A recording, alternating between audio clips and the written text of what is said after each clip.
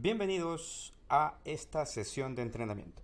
Ahora vamos a estar hablando sobre conceptos de alta disponibilidad para sistemas de hardware o aplicaciones. Uno de los aspectos muy importantes que por lo general en la mayoría de las empresas o instituciones descuidamos cuando estamos realmente en una situación de problemas es que comienzan a salir a luz muchos de los aspectos que debíamos de haber tomado en consideración al inicio de una planificación ante desastres. Veamos, primero definamos cuáles son los conceptos. Cuando decimos conceptos, veamos cuáles son la idea general que en la mayoría de los casos, hicimos un sondeo por ahí, que para ti qué es alta disponibilidad. Una de las definiciones que aparecieron por ahí decía, es cuando tenemos la capacidad de que un servidor, un disco duro se dañe y el sistema siga operando sin problemas. Es correcto. Esto va asociado a lo que serían los arreglos de discos duros, que vamos a ver más adelante. Otro concepto que salió por ahí dice, es cuando se tiene un conjunto de servidores trabajando como un solo, es decir, un clúster de servidores, permitiendo balancear la carga y poder continuar brindando servicio a pesar de que el servidor falle, o uno de los servidores falle. Es correcto, ya aquí estamos entrando a un tema de lo que serían los entornos de alta disponibilidad.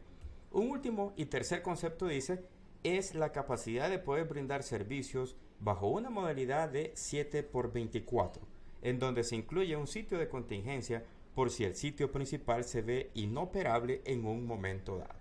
Justo así, si se fijan, vamos de menos a más. Este último concepto trae a colisión la utilización de un sitio de contingencia. Puede ser en premisas o puede ser en nube, pero es importante considerar una alternativa de contingencial de ese tipo. Veamos entonces. Arranquemos por definir, identificar cuáles son aquellos componentes de hardware que debemos de tomar en cuenta, no solo en el servidor, sino que en otros aspectos de infraestructura, que nos van a ayudar a dar una continuidad de negocio, a dar una continuidad de que los sistemas sigan operando, a pesar de que cualquiera de esos componentes llegase a fallar. Los componentes que típicamente buscamos que sean redundantes en un servidor son fuentes de energía.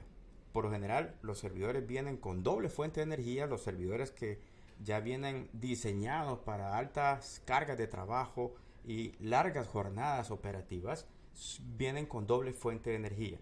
Un aspecto importante con la fuente de energía, por favor no se vayan con la fuente más económica, mira, una de 800 watts o una de 750 watts porque consume menos energía. Cuidado, porque recuerda de que esas fuentes de energía están alimentando el servidor. Si en un momento dado, ojo con lo que viene a continuación, si en un momento dado tu fuente de energía es de muy baja capacidad, al final una fuente no va a ser suficiente para alimentar los componentes internos del equipo. En la mayoría de los casos, las fuentes de energía tienen que ser de un wattaje superior, llámese 1100 watts, 1200 watts, para que una fuente permita alimentar todo el equipo y la segunda fuente quede como fuente contingencial ante una posible falla de la principal. Ese es un aspecto muy importante. Por favor, no te vayas por una fuente de bajo consumo, ¿verdad? Ojo con eso. Otro aspecto importante con los componentes de hardware del servidor. Los ventiladores y discos que sean intercambiables en caliente. Vámonos a esta otra imagen. Para el caso de esta otra imagen, si te fijas acá donde estoy moviendo el mouse, acá tenemos esta secuencia de 6 ventiladores que son los que se encargan de enfriar todos los componentes del servidor. Para el caso, el procesador, los módulos de memoria y otros aspectos más por ahí. Estos ventiladores son ventiladores de alta revolución y son intercambiables en caliente.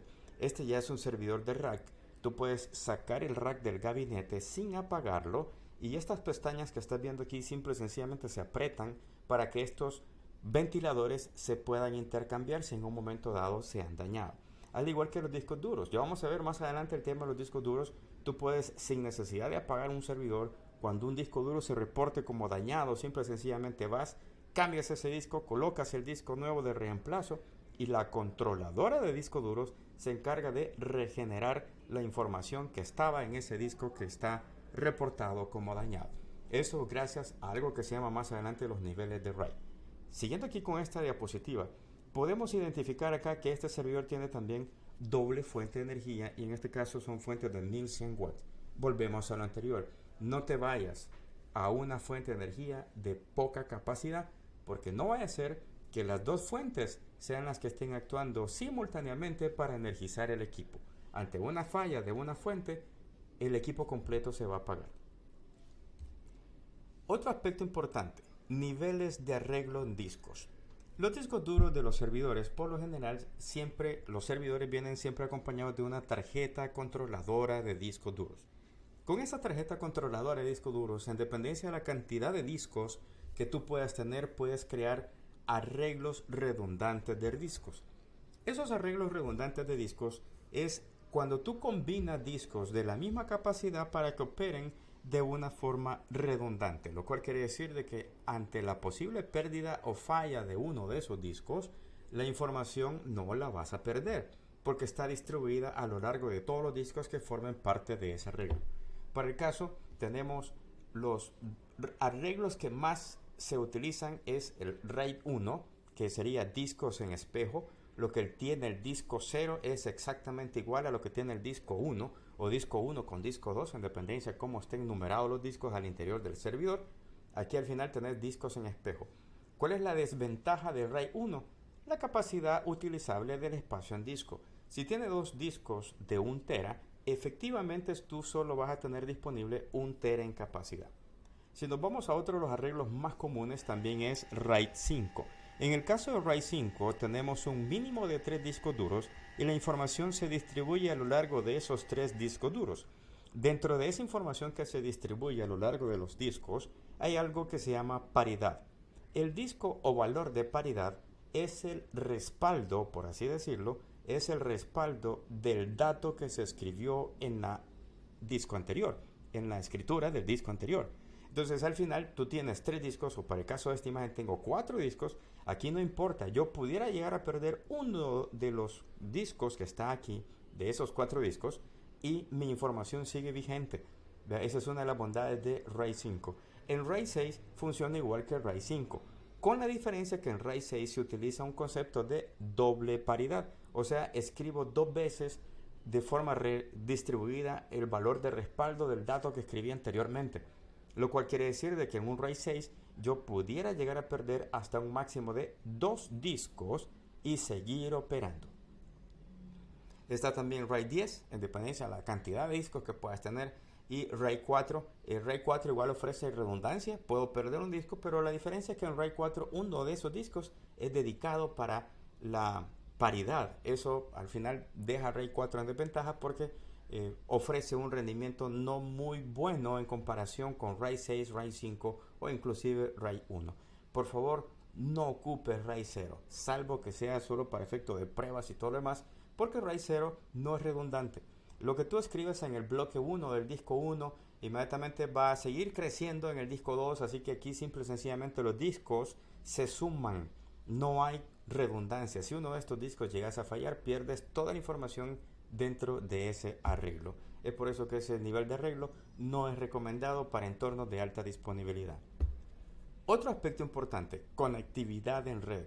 Si ese servidor que estamos viendo ahí va a estar corriendo un servicio crítico, una aplicación crítica, una base de datos crítica, deberíamos también de garantizar una conectividad de red redundante. Recuérdate que cualquier elemento puede ser susceptible a falla, el cable, la tarjeta de red, el switch de comunicación, etc. En algunos casos, para el caso de esta imagen que tenemos acá, se utiliza doble conectividad hacia 2 switches distintos para garantizar la comunicación, ya sea por una ruta o por una segunda ruta alterna. En algunos casos los servidores pueden manejar las 2 tarjetas en forma simultánea. A eso se le llama multipath, en donde las 2 trabajan como que si fuesen tarjetas en algo que se llama también NIC Team. 2 tarjetas funcionando como que si fuesen una sola. Aquí otro de los aspectos que ofrece como ventaja esa modalidad es que el ancho de banda, entre comillas, el ancho de banda se suma.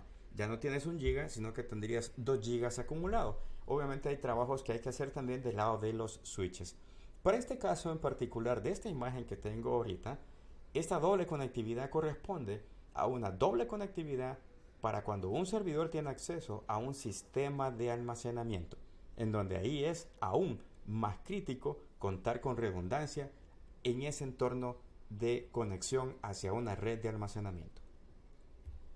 Finalmente, uno de los aspectos que descuidamos es la conectividad eléctrica.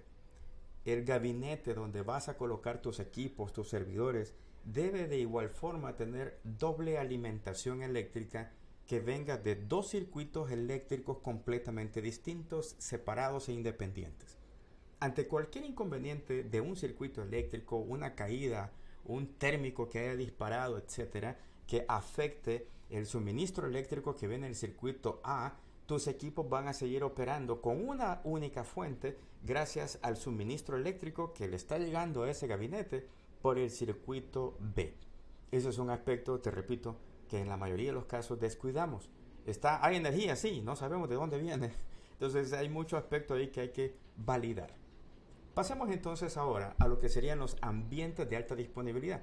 Ya vimos en la parte anterior los componentes de hardware que son importantes considerar, evaluar y analizar muy detenidamente para confirmar que sí vamos a estar bien con ese aspecto. Cuando ya eso lo hemos revisado, es necesario identificar qué tipo de ambiente de alta disponibilidad voy a implementar. Cuando hablamos de ambiente de alta disponibilidad estamos hablando de un clúster. Los clústeres tradicionales, primero la definición de un clúster es cuando tú configuras dos servidores para que esos dos servidores trabajen como que si fuesen uno solo, en donde para un clúster tradicional tenemos uno de esos servidores está en formato activo y el otro está en formato pasivo. ¿Qué quiere decir el activo y pasivo? En el nodo activo es en donde se encuentra la aplicación corriendo, es en donde está esa base de datos atendiendo las peticiones de los usuarios. Si en algún momento dado ese servidor activo llegase a fallar, caer, algún componente se dañó, lo que fuese, y ese servidor dejase de funcionar, inmediatamente el nodo que estaba pasivo se percata de esa caída del otro nodo o de su compañero, e inmediatamente él toma el rol de activo y la aplicación o la base de datos se mueve hacia ese equipo, o los servicios se activan más bien en ese equipo, para que a partir de ahí las peticiones de los usuarios lleguen hacia el nuevo nodo que es activo. Aquí hay un concepto importante en la parte de arriba que dice failover, antes del failover y después del failover. ¿Qué es el failover? Es el momento en donde se da una falla dentro de tu entorno. Antes del failover y después del failover se ve cómo se intercambian roles los nodos que formen parte de un clúster. Este es un escenario de un clúster pasivo activo tradicional, en donde tenemos, hay que resaltar aquí, tenemos la información de la base de datos o la información de mi aplicación se encuentra en un almacenamiento distinto, no está guardado internamente en cada uno de esos servidores, lo cual me da otro nivel de garantía, otro nivel de capacidad, porque este señor, el almacenamiento que tenemos aquí abajo, naturalmente es un almacenamiento con muchas capacidades de tolerancia a fallo, doble energía, fuente de energía, arreglo de disco redundante y un montón de cosas. Incluso ves aquí también que tenemos doble conectividad para ambos escenarios. De forma general, esta es la estructura de un clúster en modalidad activo-pasivo tradicional. ¿Por qué digo tradicional? No porque sea viejo, es porque así ha sido un diseño que tradicionalmente se ha mantenido a lo largo de los años. Esto sigue existiendo, Para entornos de virtualización, la situación cambia levemente. En un ambiente de virtualización, si tú sabrás, las máquinas virtuales están operando a lo largo de todos los servidores que forman parte del clúster.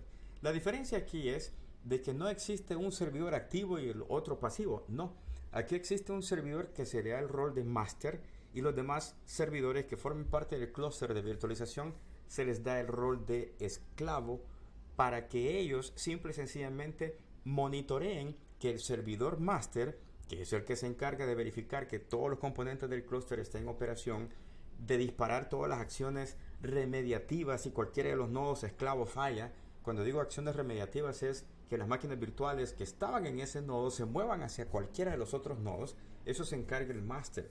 Si en algún momento dado el máster es el que cae, los demás nodos esclavos se percatan de lo mismo y uno de los nodos esclavos, en este caso el que más tiempo tenga en operación, él toma el rol de máster y nuevamente el clúster vuelve a reconstruirse, por así decirlo. Durante la falla, el clúster queda particionado. ¿A qué nos referimos como particionado? En ese momento preciso, el clúster está incompleto. Siempre tienen que existir los roles de master y esclavo.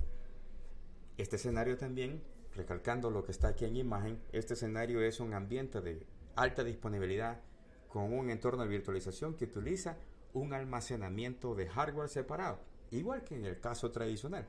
Sin embargo, para entornos de virtualizaciones actuales o más modernos, se ocupa hiperconvergencia, en donde la hiperconvergencia se encarga de virtualizar el almacenamiento o la información está guardada a lo largo de todos los discos, de todos los servidores que forman parte del clúster.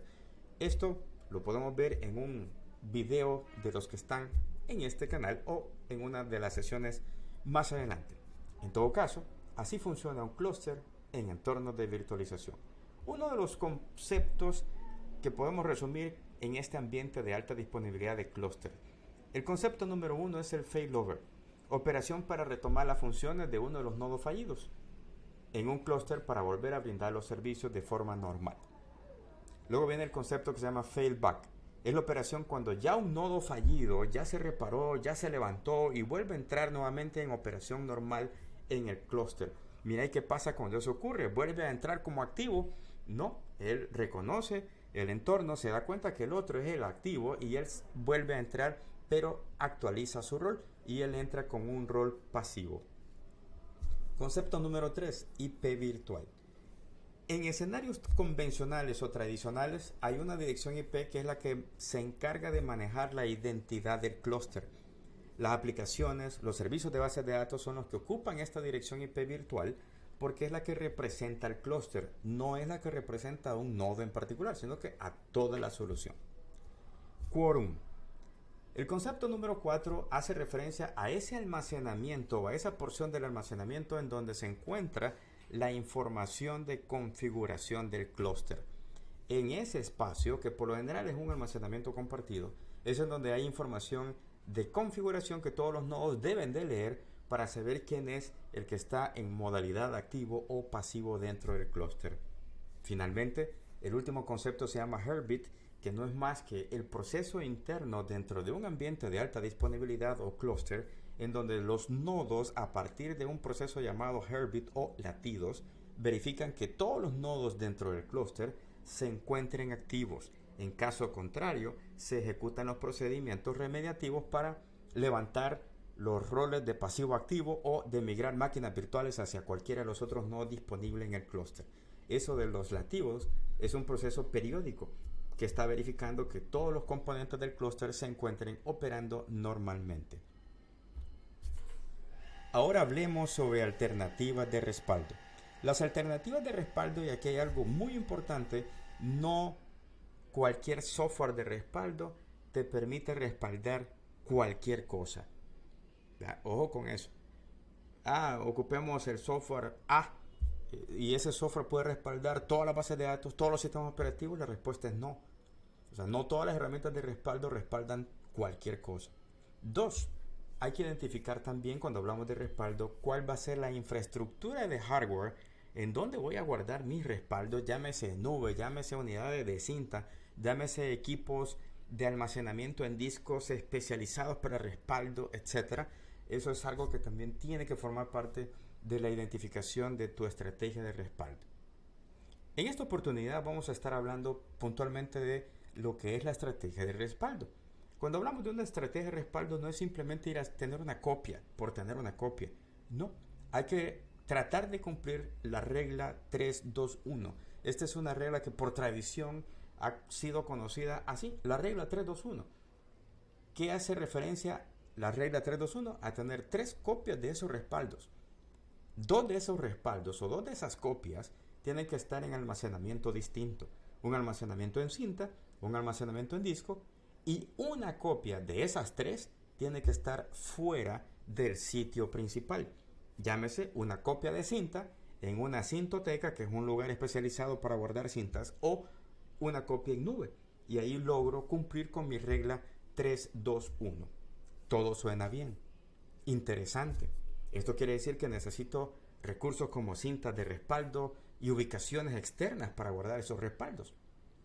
Pero lamentablemente apareció ransomware.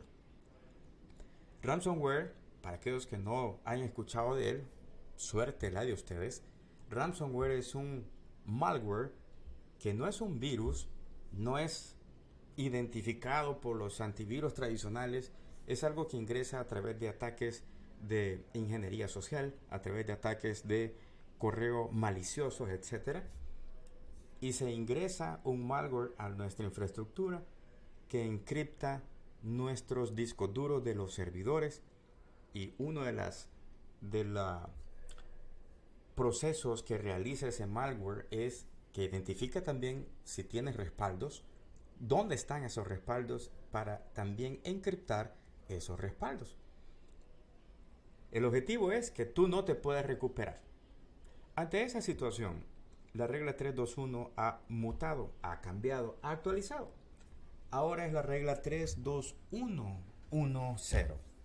O sea, se le agregó un 1 al final y un 0 al final. Volvemos con la misma lógica. 3 copias de tus respaldos en ubicaciones distintas, medios distintos. Una copia de esas tiene que estar fuera. Pero una copia tiene que estar offline. ¿A qué nos referimos con offline? Tiene que estar guardada en un lugar que pudiera estar desconectada de la red, opción número 1. O opción número 2, eso de que tengamos una copia offline, también hace referencia a tener guardado mis respaldos en una ubicación que se llame inmutable, ubicación de almacenamiento inmutable. ¿Qué es inmutabilidad? Que no se pueda modificar, incluso ni por la misma herramienta de respaldo. Esas ubicaciones inmutables, hay equipos de hardware que garantizan y ofrecen esas bondades. También hay soluciones de nube que ofrecen esas características. Por último, el 0 que está al final dice que no existan errores al tratar de recuperar ese respaldo. En muchos casos nosotros hemos sido testigos de historias de terror en donde sí el respaldo se hizo, sí el respaldo no lanzó ningún error durante su ejecución, pero cuando me toca hacer el proceso de recuperación de ese respaldo, la información no se puede recuperar. ¿Y entonces qué hacemos? Bueno, espero que no te pase eso. ¿A qué hace referencia la opción 0 que está al final? Que tu herramienta de respaldo, que tu estrategia incluya un proceso de verificación de lo que tenés respaldado para garantizar y confirmar de que esa información respaldada sí se va a poder recuperar. Existen algunas herramientas que ofrecen eso como parte de sus soluciones, en donde de una forma programada incluso pueden hacerse pruebas de restauración de los respaldos en ambientes separados al entorno de producción. Identifícalas, por ahí te vamos a recomendar algunas. Indicadores de respaldo.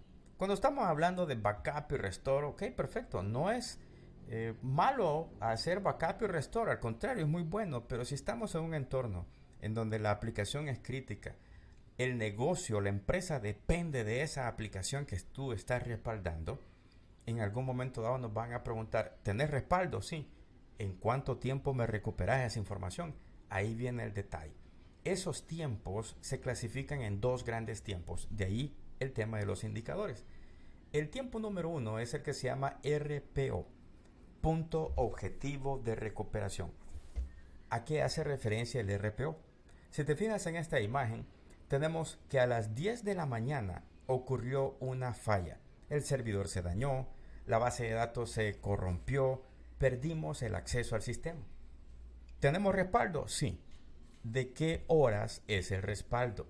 De ayer a las 11 de la noche. Mi RPO es, yo me puedo recuperar ayer a las 11 de la noche. ¿Y qué pasó con los datos que ingresaron en el sistema desde las 8 de la mañana hasta las 10 de la mañana que ocurrió la falla? ¿Dónde está esa información?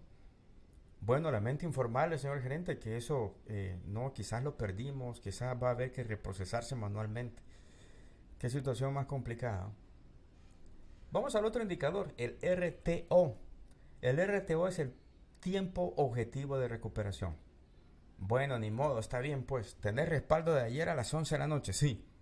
¿Cuánto tiempo te tardás en recuperar ese respaldo de ayer a las 11 de la noche? Mire, fíjese que el respaldo por lo general tarda 1 hora y media. Yo creo que quizás en 1 hora 45, 2 horas ya estoy listo con la información restaurada. Tu tiempo de recuperación después de la falla van a ser 2 horas aproximadamente. Esos tiempos son los indicadores que debemos de buscar que sean lo más cortos posible.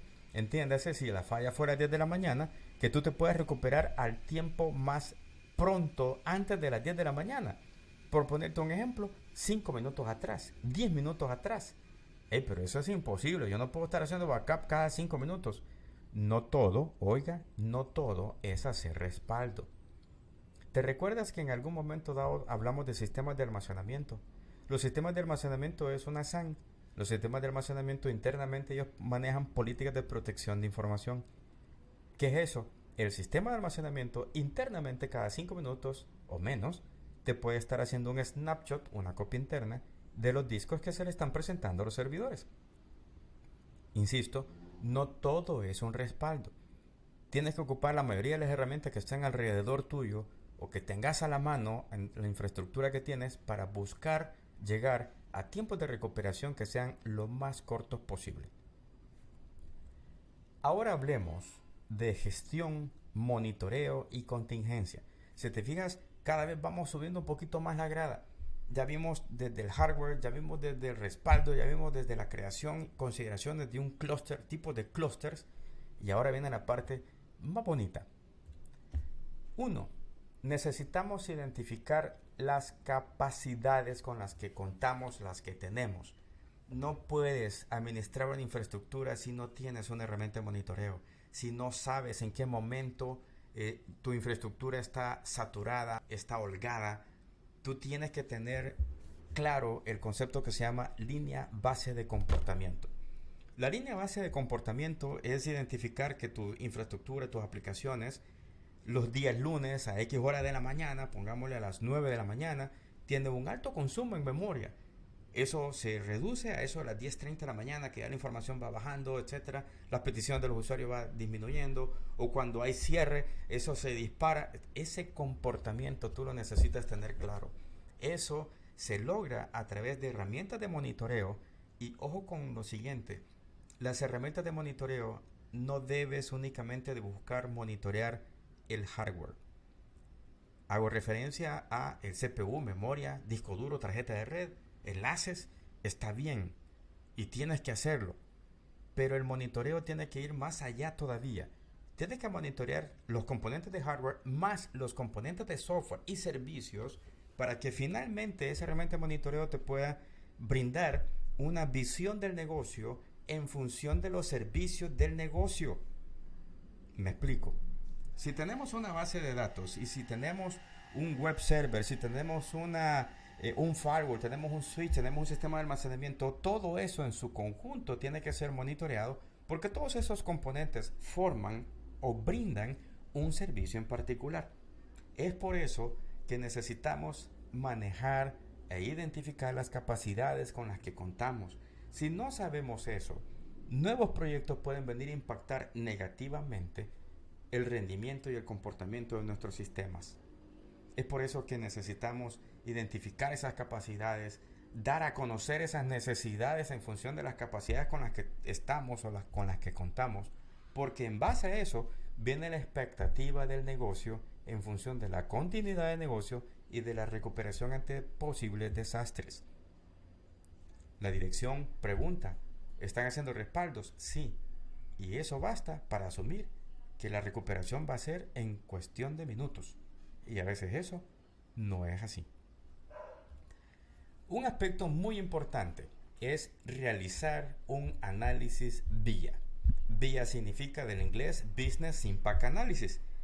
Tienes aquí que realizar, es un documento, pero lo interesante de este documento es que es un documento que no habla en lenguaje técnico, sino que es un lenguaje español, ¿verdad? Es un lenguaje que cualquiera pudiera entender, pero que sí te da la visibilidad de cómo los procesos de negocio descansan en cierta infraestructura tecnológica y esa infraestructura tecnológica es vieja, no tiene soporte, no tiene contingencia y ese negocio es crítico para el negocio. Si en un momento dado ese proceso de negocio llegase a fallar porque ese servidor es demasiado viejo, porque no tengo contingencia, muy probablemente la empresa puede verse en un impacto financiero negativo. porque hemos incumplido con un contrato con un proveedor el cual incurría en pago de penalidades, por poner un ejemplo. O podemos tener un impacto negativo a nivel reputacional o imagen de la empresa, porque nuevamente no habíamos identificado los puntos débiles de nuestra infraestructura, los elementos que había que considerar para aumentarle capacidades a ciertos recursos y evitar caídas que puedan provocar esos impactos al negocio. Cuando estamos hablando del impacto al negocio, es importante que comencemos a documentar. Y aquí viene la parte que más nos encanta al área de sistemas. Estoy bromeando. Documentar un plan de continuidad de negocio. Debemos de garantizar que los sistemas críticos del negocio, esa base de datos, ese sistema transaccional, porque de eso depende la venta y el ingreso, que eso funcione antes, durante y después de una falla, ese sistema siga funcionando. Ojo que dije antes de la falla, durante la falla y después de la falla, ese sistema tiene que seguir funcionando.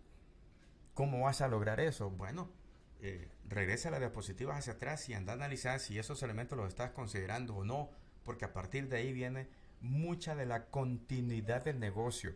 Falla un disco, no hay problema, estamos con un arreglo. Falla un servidor, no hay problema, está en un clúster. Falló un disco duro, no hay problema, es un ambiente de tolerancia a fallo con una SAN, etc. O sea, esos elementos tenemos que documentarlos para saber cuáles son las medidas contingenciales que tenemos para cada uno de los componentes de nuestros servicios críticos. Siguiendo bajo esa misma línea, si en algún momento dado la falla es más grave, necesitamos documentar nuestro plan de recuperación ante desastres. El plan de recuperación ante desastres es un subproceso del plan de continuidad de negocio, y aquí es en donde consideramos la utilización de levantar nuevamente los sistemas en un sitio contingencial probablemente. Es acá en donde la situación ya involucra muchas más cosas, no solamente del área de tecnología, sino es la operación coordinada de todas las áreas del negocio. Vamos a verlo más adelante a detalle. Un aspecto importante: si vamos a entrar en una situación de continuidad de negocio o recuperación ante desastres, tienes que tener claro a la mano y actualizada una lista de contactos. ¿Lista de contactos de quién? Bueno, la lista de contactos de tus administradores principales. Entiéndase, los administradores que ven el servidor, la base de datos, las aplicaciones, etc. Y ojo, cuando yo digo los contactos, no es únicamente tener el teléfono celular. Imagínate el escenario de una situación de desastre natural, Dios no lo permita, un terremoto. Tú sabes que normalmente ante esas situaciones las líneas celulares se congestionan. No vas a poder contactar con tus administradores ante una situación como esas. Entonces, tú necesitas tener en esa lista de contactos teléfonos fijos, teléfonos celulares alternativos o de otra compañía celular, incluso la dirección de la casa de esas personas, porque en algún momento dado, si esa persona no se puede mover, vamos a ir a traerla. Tan crítico es la situación que vamos a ir a traer a esos recursos para que vengan nuevamente a levantar los sistemas. Y ojo, que aquí no estamos hablando únicamente del personal interno, también incluye proveedores. Te pongo el siguiente escenario: falla el sistema un día sábado a las 7 de la noche. El sistema es crítico, trabaja 24/7 el sistema y ha fallado un sábado a las 7 de la noche. ¿Sabes a qué proveedor llamarle? Sí. ¿Sabes a qué teléfono llamarle? Déjame buscar en la agenda o por internet. Ese es el teléfono público. No te van a contestar ahí. Tiene que haber un teléfono de contacto para situaciones de emergencia. ¿Cuál es ese? ¿Lo tienes a la mano? Yo creo que él está empezando a armar, ¿verdad? Veamos, ya por último estamos hablando de los sistemas de notificaciones. El sistema de notificaciones es poder establecer el mecanismo bajo el cual vamos a dar a conocer a la organización que estamos sufriendo una falla y que estamos trabajando en ella. El esquema de notificaciones incluye el accionar, el elevar o ir aumentando el alcance de esas notificaciones a medida nos vamos tomando más tiempo en recuperar la operación. Me refiero a recuperar la operación a: hey, ya pasó 30 minutos, bueno, avisar a los gerentes. Ya pasó una hora, bueno, avisar al director, a los accionistas, etcétera. Entre más tiempo demore, más visibilidad tiene que tener el nivel gerencial para que sepan las medidas legales, las medidas administrativas que se deben de tomar porque los sistemas aún no han vuelto a entrar en operación. Finalmente, garantizar la continuidad de la operación del negocio, la alta disponibilidad. Si bien es cierto, hemos mencionado muchos aspectos que son de carácter técnico, pero esto es una responsabilidad de toda la operación. Vamos a encontrar resistencia al cambio, sí, es natural, pero debemos de realizar entrenamientos internos, procesos de inducción para enseñarle a la gente: si llega a pasar esto, este es el método alternativo que van a tener que hacer. Este es el procedimiento de contingencia, ya no van a ir allá o van a tener que hacerlo acá. La continuidad de esas operaciones no es exclusivo de tecnología. Esto es un trabajo en conjunto de toda la compañía. Estos son algunos de los conceptos que es importante conocer cuando entramos en un entorno para crear ambientes de alta disponibilidad. Compañeros, muchas gracias.